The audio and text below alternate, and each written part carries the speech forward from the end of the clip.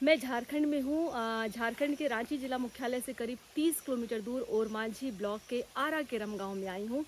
ये गांव बेहद खूबसूरत है, हम कह सकते हैं जन्नत है इस गांव में।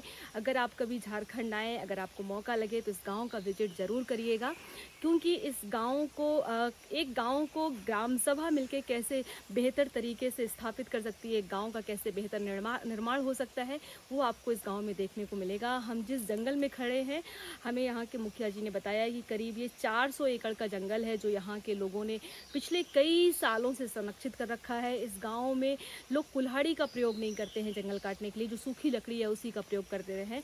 करीब 70 एकड़ इन्होंने एक जंगल की एक ऐसी जगह को चिन्हित किया है जिन्होंने धरती माँ को दान कर दिया है। इनका ऐसा कहना है कि उस जगह से हम पेड़ से ना पत्ती लेते हैं, ना हम उससे लकड़ी लेते हैं, उससे हम कुछ नहीं लेते हैं। और एक 14 अप्रैल को एक बहुत अच्छा पर्व मनाते हैं जिसमें सबको धागे से बांधते हैं।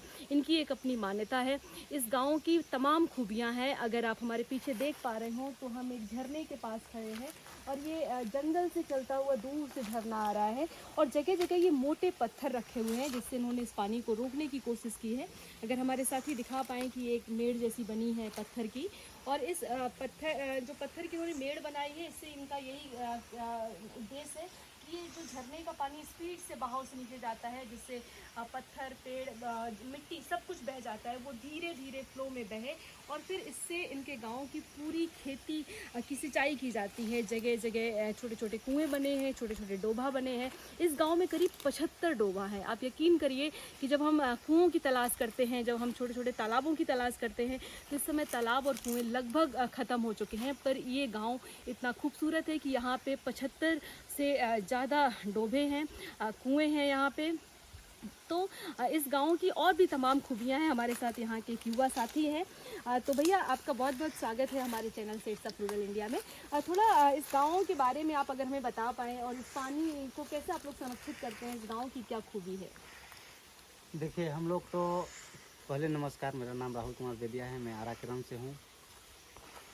झरना का पानी जब बरसात के दिन में बहुत ही ज़्यादा बहने लगता है तो बहते बहते मिट्टी का कटाव भी होते रहता है और मिट्टी के साथ में पेड़ पौधा का भी नुकसान होता है, जड़ उड़ सब लेके चल जाता है पानी।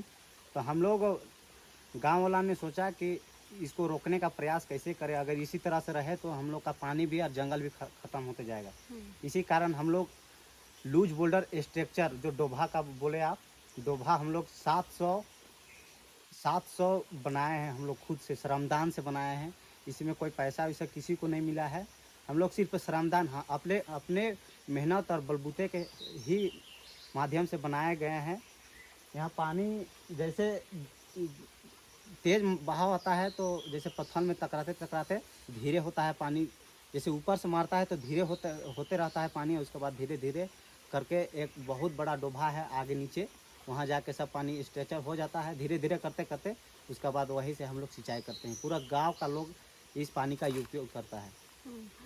तो दोस्तों, इस गांव ने सिर्फ वाटर संरक्षण ही नहीं किया है, इसके अलावा भी इस गांव में बहुत तरह के काम हुए हैं। बहुत सारी गांव की खूबियां हैं, बहुत सारी गांव की विशेषताएं हैं। अभी जब हम इस जंगल में आए चल के, तो हमने बहुत सारे आम जामुन के पेड़ देखे। आपको सैकड़ों की संख्या में आम ज़मीन पे पड़े हुए मिल जाएंगे, पके पके पेड़ से गिरे हुए आम।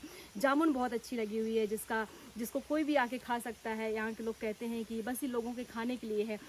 इस गाँव की विस्तृत रिपोर्ट आप जल्दी सेट्स ऑफ रूरल इंडिया के यूट्यूब चैनल पे देखेंगे। पर आप सबसे रिक्वेस्ट है कि अगर आपको कभी भी रांची आने का मौका मिले तो इस गांव को देखना मत भूलिएगा, क्योंकि ये गांव बहुत खूबसूरत है, जन्नत है। हम कह सकते हैं कि ये वादियों से घिरा हुआ, पहाड़ों से घिरा हुआ एक अच्छा गांव है। धन्यवाद।